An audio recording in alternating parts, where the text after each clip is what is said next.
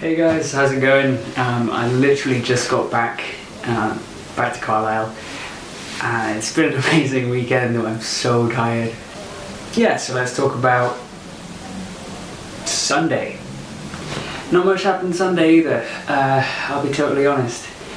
I met up with Kyle, my friend who I do the Three Danceketeers podcast with, one of them, and that was just so much fun. I love seeing that guy, you know. We just had a wander around, had a big chat, and yeah, always good to see him. And he's a film fanatic as well, so we talked about a lot of the films that I'd seen over the course of the festival at that point.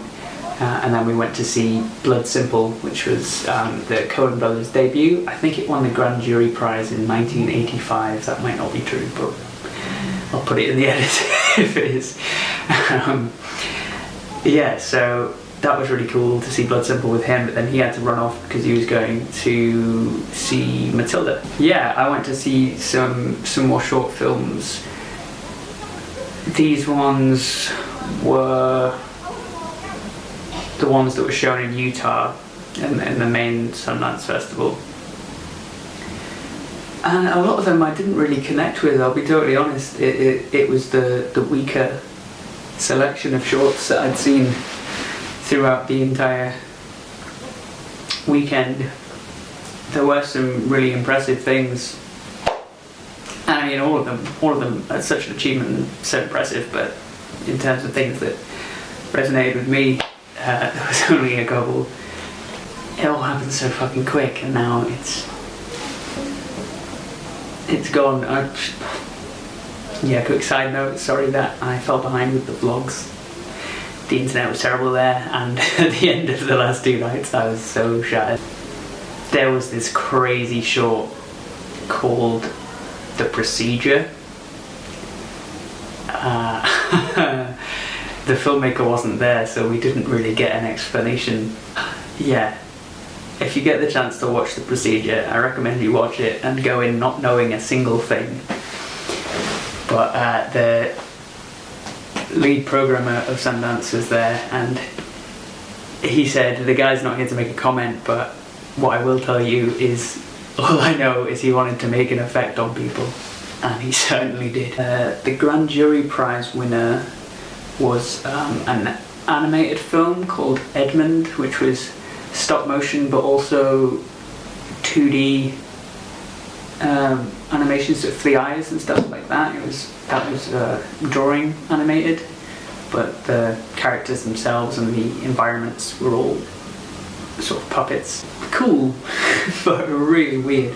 He goes through all these different sets that they'd made, and as he does, he's going backwards in time and revisiting events that happened in his childhood, and then he ends up in the womb at the end, and it all reveals this complex character. And it was a really interesting idea, and there was a Q&A with the team behind it at the end, which was cool. That was probably the best part of this whole weekend, being like the films were amazing, but then being able to discuss with the filmmakers after each screening was so good.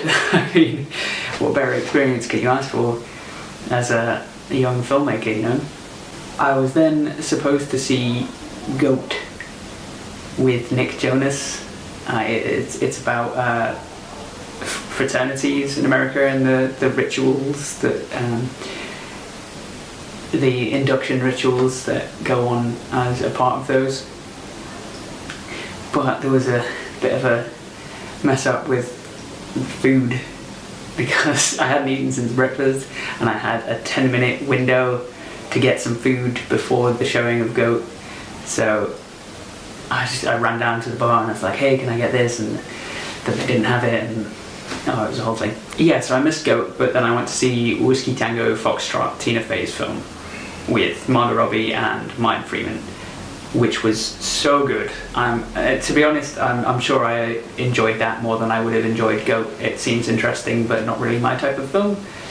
But this one was really great. I mean, there was some fantastic character arcs in there, and it's good to see sort of feminism rising in cinema, even though it wasn't shown in a lot of major cinemas. This was at the Odeon Studios, so it was a quite small screen, but it was full, and you know, it's good to see that stuff. And I went home and fell asleep. But yeah, reflections on the whole experience. Really, just so grateful I had the opportunity to go, and I'd definitely do it again next year. I would absolutely love to, and to check out more festivals like this. One day I'd love to go to America and check out the huge festivals there, but we'll see. Yeah, the highlights were Tallulah, Q&A with Sian Heder, and The Intervention, and then Q&A with Clé de Vol, and then meeting her afterwards and shaking her hand and being absolutely starstruck and baffled with what to say.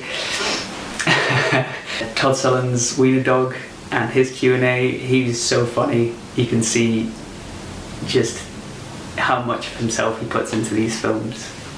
Really eccentric, but so charming and hilarious. Yeah, that's it. Thank you, Sundance London. Thank you, Picture House Cinema. It was a great venue. I met some really great people, and I've left feeling so inspired and ready to get to work on my own stuff, which was the aim. You know, I wanted to go down there and I wanted to be around people who are doing what I want to be doing and come away knowing my next move. And I feel like I know that. I think this vlogging experience has been interesting. Who knows, I might keep it up in some form.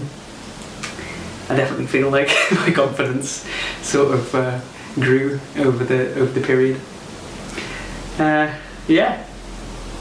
So until next time you see me, catch you later. If you've got any questions, let me know. Alright, thanks for watching.